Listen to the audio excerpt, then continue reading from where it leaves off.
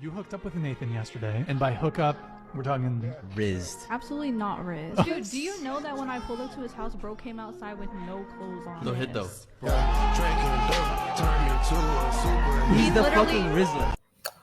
What's going on, YouTube? It's your boy Ron back with another video. If you're new to the platform, welcome to the tribe. By the end of this video, I hope you subscribe. Bruh, even when the evidence is right in front of their face, they still find a way to deny it. If you smash, you smash. Just say that. Ain't like we all grown here, all right?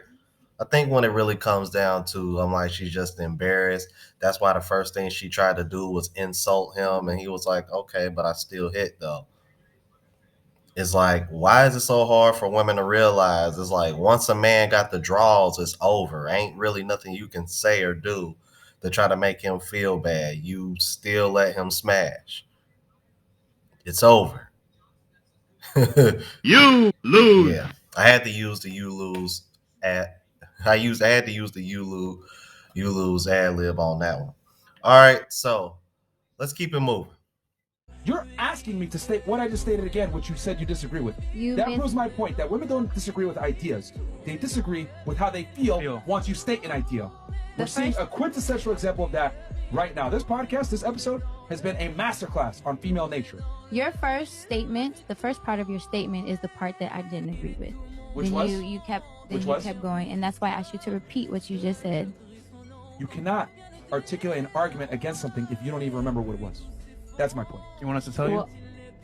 Incredible. I'm just asking to just repeat so I can answer his question. That's it. That's the problem. You're not even going to try to refute what I said. You don't like what it was? How can you disagree with something you don't remember?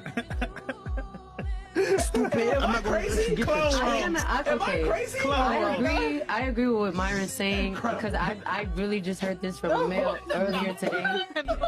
I agree with the. This is exactly what I mean when I say their feelings are more important than reality. This woman can't even remember what this man said, yet she's in her feelings. It's like, how? Oh my God. And then on top of that, instead of saying, you know what, can you repeat the beginning part? Because I think I might disagree with that. Instead of coming at it like that, it was just kind of like, oh, no, I just, you know what I mean? It was just that knee-jerk reaction, like, yeah, because she didn't like the way it made her feel. She can't even remember what the hell he said. Bro, that happens so often on his show. It's I know everybody ain't a fan of Myron, but you gotta admit, man, he be exposing the BS quite often, man. And that was a good example, bro. No accountability whatsoever, just like in the first video. Now let's keep it moving. We gonna move on. You know me. Y'all know how I build my videos up. Let's keep it moving. Y'all gonna see.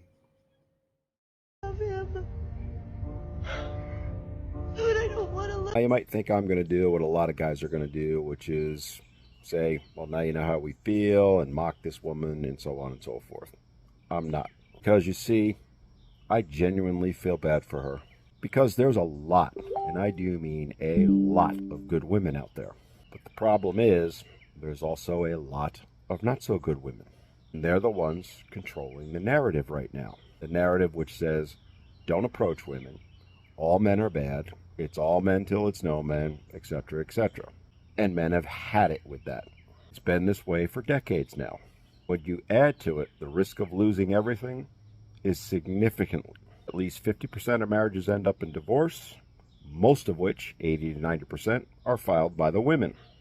And that's not even factoring in relationships that broke up before they got married, which again is mostly the women doing. So for men, it's all risk with almost no chance of reward.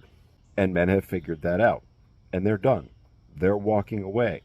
Because much like women will go around saying, we don't know who the good men are, so we have to assume you're bad, the same standard is now being applied by men towards women.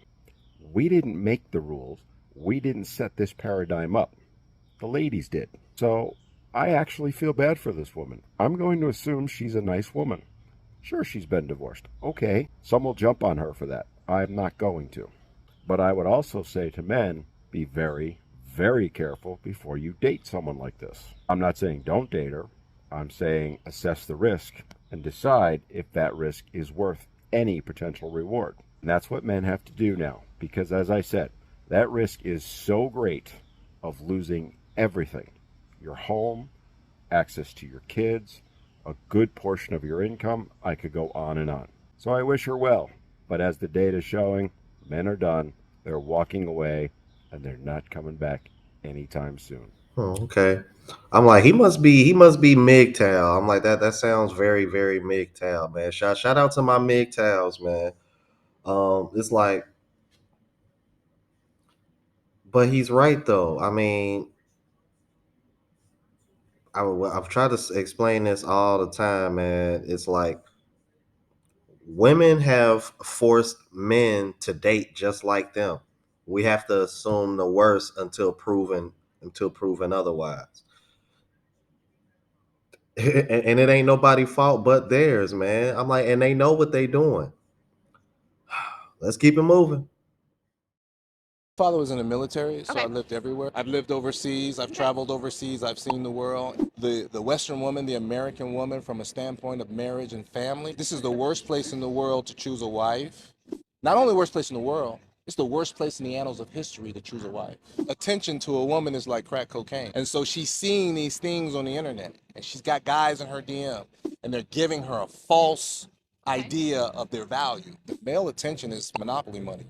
Because when you hit 35 and that attention starts to go away and you start looking for men, the kind of men you want, now you're competing with the younger, hotter, more fertile girl. There's a reason that the creator starts, you start to lose your eggs, in the mid-30s? I have daughters. My youngest daughter just graduated from college. She's 22. My advice to them, find the best man you can at your youngest age and settle down with him. And if that man is 40 years old, you'd be okay with it? 40? Yeah. As long as he can provide for her and she loves her, he's going to treat her right, absolutely. As long as they're an adult. It's okay for an 18-year-old or a 19-year-old to have and have sex and put it all out on the internet. She's old enough to do that. She's old enough to be in a relationship. And what does God say, by the way? What does nature say? Nature says that women typically get their period like in their early teens, maybe 12, maybe 13 years old. In my opinion, that's nature and God saying he's preparing you to get ready for childbirth.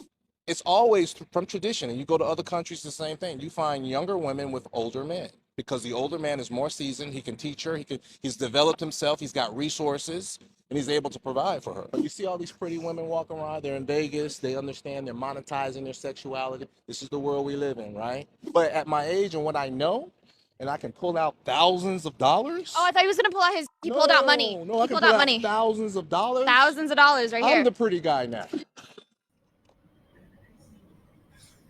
Notice how she tried to low key use that question slash shame tactic, where so if she dated if she was with a guy that was 40, that wouldn't bother you.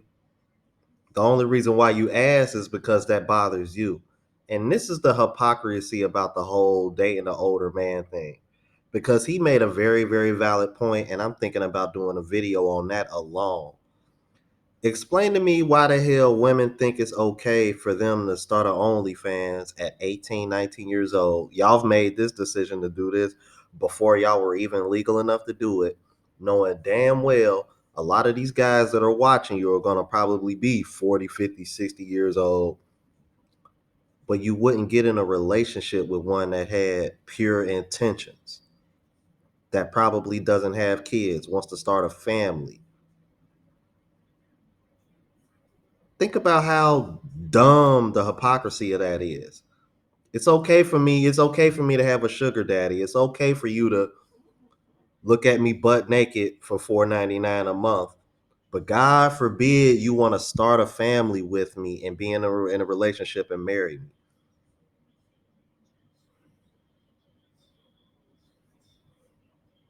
These are first world Western problems, bro. It's the complete opposite out here in Thailand, bro. I've seen older guys. I've seen guys that look like they old enough to be my dad or granddad out here with women my age or even younger.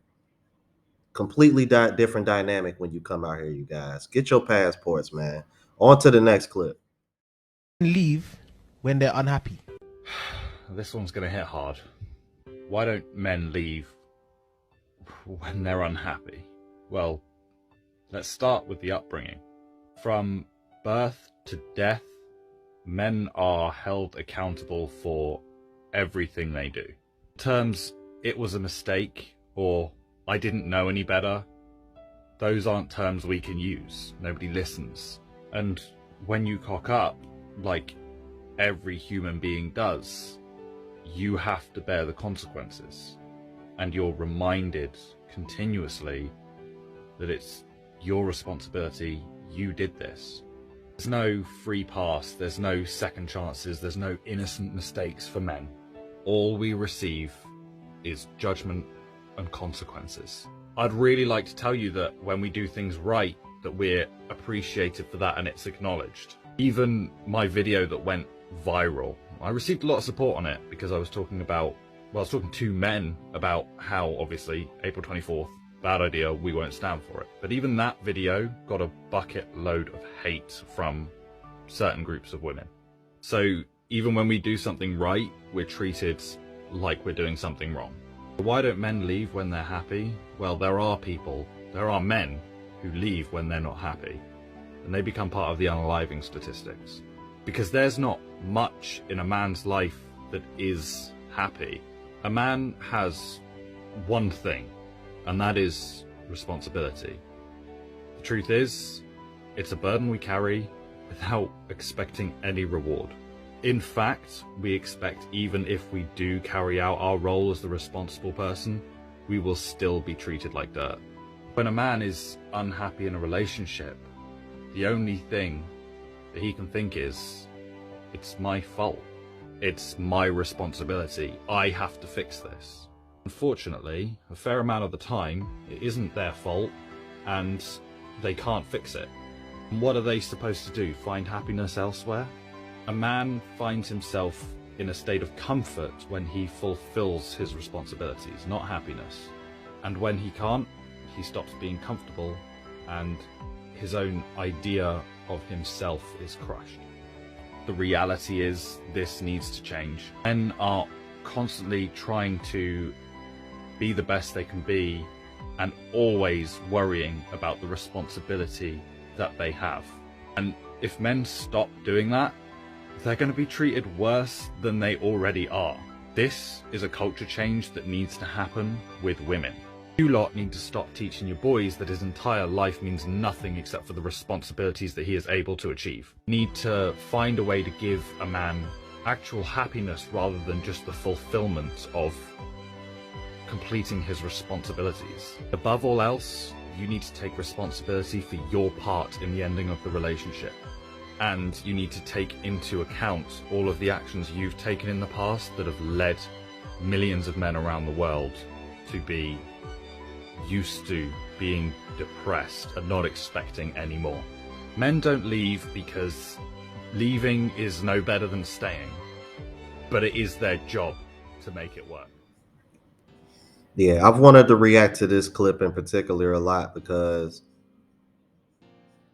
like that last clip really hit hard, man, because he's 100% right, man. You got guys unaliving themselves, you know, from losing their wives, not being able to see their kids.